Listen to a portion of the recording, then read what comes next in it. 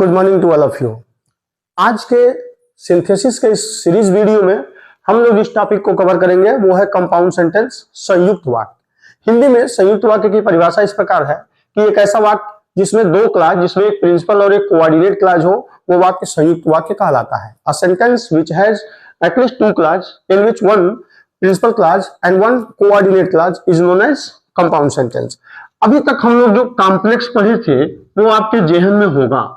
Complex के लिए कहते हैं कि एक प्रिंसिपल और एक सबऑर्डिनेट, याद आ गया, सबऑर्डिनेट। और इस सबऑर्डिनेट का मतलब क्या है? सबऑर्डिनेट का मतलब इन तीनों में से कोई एक, नाउन क्लॉज, एडजेक्टिव क्लॉज या एडवर्ब क्लॉज।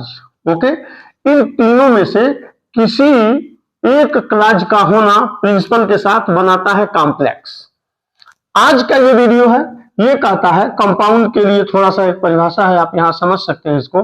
कंपाउंड में प्रिंसिपल तो होगा प्लस अब बेटा यहां कोऑर्डिनेट है, कोऑर्डिनेट क्लॉज आएगा। अब देखिएगा, को का मतलब यहां पे होता है इक्वल। क्या होता है? इक्वल। और इक्वल का हिंदी अर्थ होता है समान, इसीलिए हिंदी में इसको कहते हैं समान पदीय उपवाक्य। एक तो प्रधान वाक्य है, यहां देख सकते हैं प्रिंसिपल, प्रधान वाक्य। अब कह रहा है कि यदि ऐसा वाक्य आपके सामने आ जाए जिसमें एक प्रिंसिपल क्लॉज हो, प्रधान वाक्य हो, और एक इसी के इक्वल, इसी के को एकदम बराबर। सबऑर्डिनेट का क्या था? वो डिपेंड होता था अर्थ की दृष्टि के लिए। अगर केवल एडवर्ब क्लॉज को हम छोड़ दें, एडवर्ब क्लॉज जो है वो बिल्कुल देखने में इसी की तरह, कोऑर्डिनेट की तरह लगता है, लेकिन होता नहीं है। एडवर्ब को छोड़ दिया जाए तो नाउन क्लॉज और एडजेक्टिव क्लॉज की जो खूबसूरती है वो पूरी तरीके से डिपेंड होता है प्रिंसिपल क्लॉज के ऊपर, लेकिन कंपाउंड के साथ ऐसा नहीं है। कंपाउंड सेंटेंस में प्रिंसिपल के साथ जो आएगा वो एकदम समान पद का वाक्य होगा। फॉर एग्जाम्पल, अगर हम कहें कि राम इज,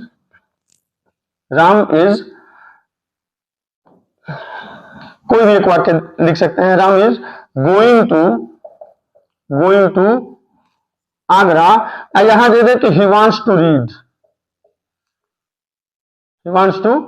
कुछ भी कर दो, इससे मतलब नहीं है। राम आगरा जा रहा था, वह पढ़ना चाहता है। अगर हम इस वाक्य को दोनों को जोड़े तो हम चाहे तो कह सकते हैं कि राम आगरा जा रहा है and he wants to read, और वो पढ़ना चाहता है, या and he wants to see the Taj, कुछ भी आप कहो। लेकिन ये वाक्य अगर पूरा अर्थ देगा तो जो दूसरा वाला वाक्य है वो भी एकदम इक्वल होता है इसके। इसी वजह से हम लोग कोऑर्डिनेट कंजक्शन को जब हम जोड़ना शुरू करते हैं तो चार प्रकार से जोड़ते हैं। अभी थोड़ा सा इसको और क्लियर करते हैं, अभी समझ में आ जाएगा। ये कॉम्प्लेक्स वाला ये तो आप समझ चुके हैं। चलिए देखिए, कंपाउंड के लिए एक प्रिंसिपल और एक कोऑर्डिनेट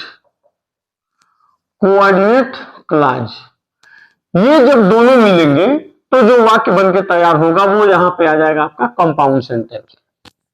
को का मतलब होता है इक्वल। अगर हम कहें कि मोहन वाज एब्सेंट, पहला वाक्य मोहन वाज एब्सेंट, और दूसरा दे दे कि ही वाज पनिश्ड।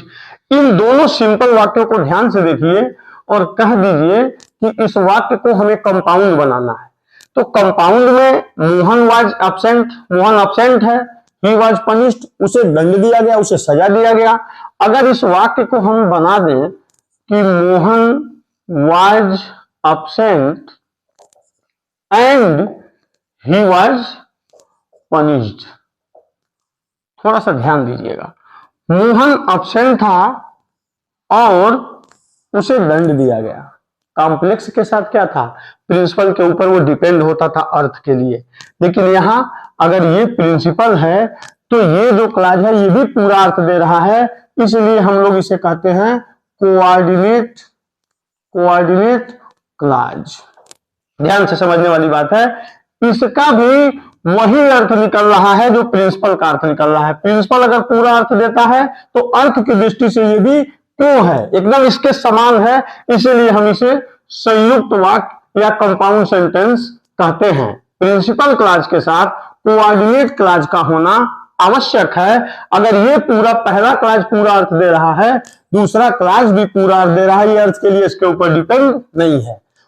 संयुक्त वाक्य कम से कम दो क्लास का ऐसा एक वाक्य होगा जिसमें एक प्रिंसिपल और एक कोऑर्डिनेट क्लास होगा। अब कह रहा है इस कोऑर्डिनेट क्लास को जोड़ने के लिए, जैसे कॉम्प्लेक्स में हमें सबऑर्डिनेट क्लास को जोड़ने के लिए noun clause, adjective clause, adverb class होते थे, वैसे यहाँ 3 प्रकार नहीं है। हाँ, इसके 4 काइंड्स हो जाते हैं। क्या हो जाते हैं? 4 काइंड्स। कोऑर्डिनेट क्लास को जोड़ने के लिए जो कोऑर्डिनेट कंजक्शन है उसमें पहला है कुमुलेटिव, कुमुलेटिव, अल्टरनेटिव, एडवर्सेटिव, पांचवा, चौथा, अंतिम इलेटिव। ये वो 4 कंजक्शन हैं जिनके द्वारा हम अर्थ की दृष्टि से दो वाक्यों को कंबाइन करके कंपाउंड सेंटेंस बनाते हैं। कुमुलेट का मतलब होता है जोड़, जोड़ने वाले। अल्टरनेट विकल्प बताता है, एडवर्सेटिव विरोध, और ये बताता है परिणाम। कुमुलेटिव में मेन जो कंजक्शन है and, both and, not only but also,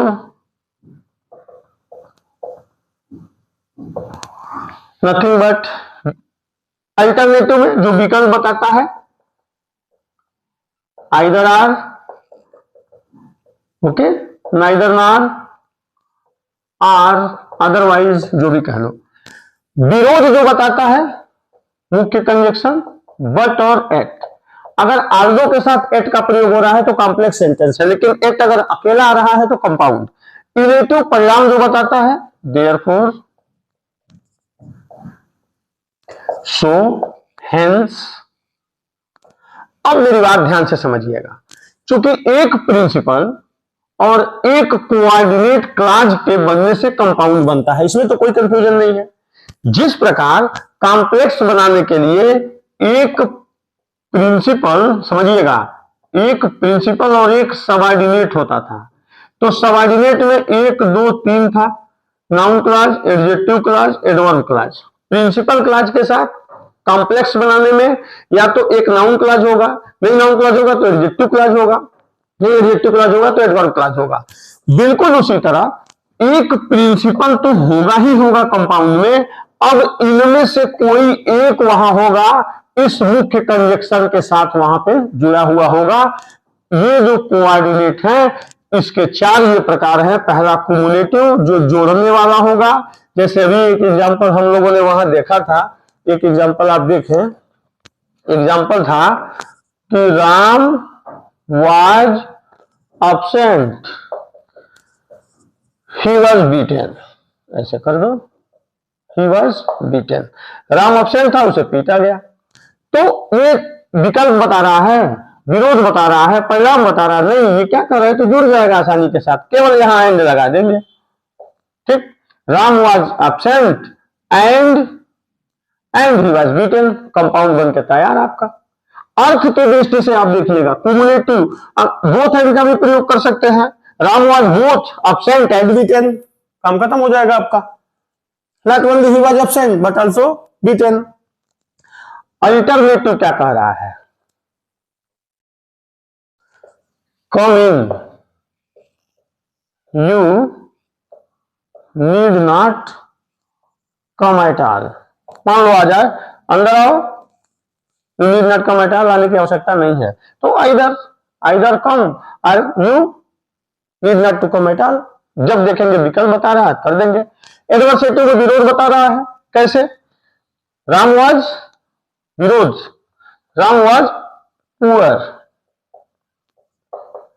he was honest, Ram was poor yet he is honest. Compound बनाने के लिए कहेगा तो, अगर इसी को कॉम्प्लेक्स कहेगा तो although Ram was poor yet he was honest कर देंगे। विरोध बता रहा है, दोनों सेंटेंस एक दूसरे का। इसी तरीके से परिणाम के लिए हम देयरफॉर, सो या हेंस के साथ जाएंगे। Manoj worked hard he wanted to get first prize. Okay, अब देखिएगा परिणाम, वह मेहनत क्यों कर रहा है। इसी को कॉम्प्लेक्स था तो हम बिकॉज लगा देते थे, कॉम्प्लेक्स बन जाता था एडवर्ब क्लॉज, लेकिन यहां कह रहा है सो या हेंस, जिसका भी प्रयोग करना चाहें, ठीक ना। मनोज वर्कड हार्ड, नहीं, Manoj wanted to get first prize so he work hard, ऐसे कर देंगे। इसको पहले कर दीजिए तब जुड़ जाएगा इससे आसानी के साथ, परिणाम दिखा रहा है। अब चारों में हमें सबसे जो महत्वपूर्ण काम करना है वो है इन चारों को याद करना। क्यूमुलेटिव जोड़ है, and, both and, not only but also. जो बच्चे थोड़ा सा भी मतलब याद करने वाले होंगे उन्हें भी पता हो जाएगा कि अगर इस कंजक्शन से जुड़ा हुआ वाक्य आपको दिखता है तो फटाक से आप पहचान लेंगे कि कंपाउंड है। कॉम्प्लेक्स में और कंपाउंड में एक अंतर है, प्रिंसिपल तो दोनों में होगा, हो गया, इसमें सबऑर्डिनेट होगा और यहां कोऑर्डिनेट होगा, को होगा। यहां जो तीन है, noun clause, adjective clause, adverb clause, और यहां चार हैं, क्युमुलेटिव, अल्टरनेटिव, एडवर्सेटिव और रिलेटिव, चार। जब ये इतनी बात समझ में आ गई। नाउन क्लॉज के 5 एप्लीकेशन, एडजेक्टिव में कुछ नहीं है, एडवर्ब में देखना है जो ये 8 या 9 प्रकार थे, time, place, reason, condition, contrast. अब ये देखने में अर्थ के हिसाब से कंपाउंड की तरह दिखते हैं, लेकिन चूंकि एडवर्ब क्लॉज है इसलिए आप आंख बंद करके कहिएगा कि कॉम्प्लेक्स सेंटेंस है। और यहां प्रिंसिपल के साथ जैसे ये जुड़ जाएंगे तो आपकी समझ में आ जाएगा कि ये कंपाउंड है। अगर हम कह दें कि डू आर डाई, करो या मरो, तो यहां देखिए आर है ना, अल्टरनेट विकल्प भी बता रहा है, करो या मरो, महात्मा गांधी जी 1942, डेट को देखिए श्योर नहीं है। एनीवे, अब इसमें फिर देखिएगा, क्योंकि आर से जुड़ा हुआ है तो कहते हैं कि 2 क्लॉज का होना आवश्यक है, और 2 क्लॉज का मतलब प्रिंसिपल और सबऑर्डिनेट दोनों में सब्जेक्ट और वर्ब का होना आवश्यक है क्लॉज के लिए। तो है तो डू मतलब यू डू, यहां इंपेरेटिव सेंटेंस है, इसका कर्ता यू छिपा हुआ है और यहां पे इसका कर्ता छिपा हुआ है। मतलब अगर सब्जेक्ट है, अगर वर्ब है तो ये क्लॉज हुआ, यहां पे भी सब्जेक्ट है, ये वर्ब है तो ये भी क्लॉज हुआ। अब ये बताइए इसमें से कौन सा क्लॉज प्रिंसिपल है और कौन सा कोऑर्डिनेट है। इसकी आइडेंटिफिकेशन कुछ भी नहीं है, हम किसी एक को मान सकते हैं जो पूरा अर्थ देगा, दोनों दे रहा है। तो डू आर डाई, अगर इस सेंटेंस को हम पूछे, केवल 2 वर्ब हैं लेकिन दोनों में अंडरस्टूड सब्जेक्ट छिपा हुआ है, चूंकि विकल्प बता रहा है आर से जुड़ा हुआ है, कंपाउंड सेंटेंस। लेकिन इसी को एग्जाम में क्या करता है, डू आर डाई दे दिया, डू आर डाई, और कह देगा सिंपल बनाइए। तो सिंपल बनाना होगा तो यहां 2 वर्ब है, 2 वर्ब आप एक साथ रख नहीं सकते, वहां एक को आपको चेंज करना होगा। तो आप कह सकते हैं do or die, do it without, या डू इट मत करिए, सिंपल फंसा रहा है थोड़ा सा। डू आर डाई, हाँ जोड़ दो, you have to die without doing it, ऐसे कर दो। यू हैव, यहां फाइनाइट वर्ग की संख्या आप 1 कर दिए, टू डाई नॉन फाइनाइट हो गई, और विदाउट के बाद जो प्रयोग होगा वो जीरन का प्रयोग हो जाएगा, काम हो जाएगा आपका। लेकिन हाँ, एक बात स्पष्ट देखना होगा, हम लोग यहाँ पे कंपाउंड से सिंपल, सिंपल से कॉम्प्लेक्स जब बनाने जा रहे हैं तो ये मतलब नहीं कि उस वाक्य का वही अर्थ इसमें आएगा, ट्रांसफॉर्मेशन नहीं है। हम केवल सेंटेंस का स्ट्रक्चर सीख रहे हैं कि कैसे कंपाउंड को हम सिंपल में बदलेंगे तो फाइनाइट वर्ग की संख्या 1 होनी चाहिए। अगर इसी को कॉम्प्लेक्स कह दे, कॉम्प्लेक्स बनाने के लिए कह दे तो आप क्या करेंगे, कॉम्प्लेक्स में एक को प्रिंसिपल क्लास बनाना है, दूसरे को सबऑर्डिनेट बनाना है। नाउन क्लास रख सकते हैं तो नाउन क्लास बन नहीं पाएगा, एडजेक्टिव बता नहीं रहा है, एडवर्ब क्लास की तरफ चलेंगे क्योंकि उसके 9 भाई हैं, टाइम, प्लेस, रीजन, कंडीशन। हाँ, इफ यू, इफ से शुरू कर देंगे बन जाएगा, if you don't do it you have to die. हम ये नहीं कह रहे हैं कि 100% सही है, लेकिन हमारा काम क्या है कि अगर ये कंपाउंड के स्ट्रक्चर में है तो इसे हम सिंपल के स्ट्रक्चर में लाने के लिए कुछ भी करें, लेकिन वर्ग की संख्या, फाइनाइट वर्ग की संख्या 1 रखें। इसे हम कुछ भी करें, अर्थ जो भी आए, और थोड़ा ऊपर नीचे हो सकता है क्योंकि ट्रांसफॉर्मेशन नहीं, सिंथेसिस है। हमें वाक्य के स्ट्रक्चर का अध्ययन करना है। It doesn't matter that what the sense of first sentence gives is not clearly comes the reason and message to the second sentence. No, it doesn't matter. It's not important. The important thing is only to see the structure of simple, complex and compound sentence. If we have only one finite verb, then definitely the sentence is simple sentence.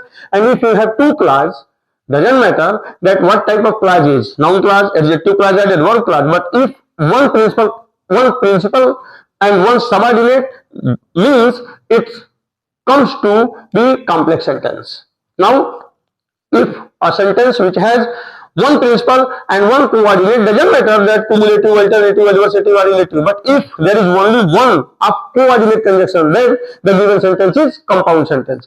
Basic structure of sentence can clearly be find out. Now, अब आपकी समझ में आ चुका होगा कि महत्वपूर्ण ये नहीं है कि इसमें से कौन हम चारों में से यूज कर रहे हैं, जैसा अर्थ देगा। भाई हमें सिंपल सिंथेसिस कॉम्प्लेक्स बनाने के लिए दो सिंपल सेंटेंस दिया जाता है, दोनों का हम हिंदी में जब अर्थ निकालेंगे तो हमें लगेगा कि यार ये तो जुड़ सकता है, तो हम जुड़ जाएंगे। पढ़ने के बाद लगेगा कि यार इसमें तो विकल्प की बात हो रही है, तेज दौड़ो नहीं तो बस छूट जाएगी, otherwise you will miss the train, you will miss the bus. हम पढ़े तो देखेंगे कि यार इसमें तो विरोध की भाव आ रहा है कि गरीब है ईमानदार है तो बट या एक्ट। हम पढ़ेंगे तो देखेंगे इसमें परिणाम की बात आ रही है और कंपाउंड की बात कर रहा है। हम विद्यालय जा रहे थे, बारिश होने लगी, या कुछ भी आप देखिए, तो जैसा भाव इसमें आएगा उसी के अकॉर्डिंग कंजक्शन लेके हम कंपाउंड बना देंगे, काम खत्म हो जाएगा।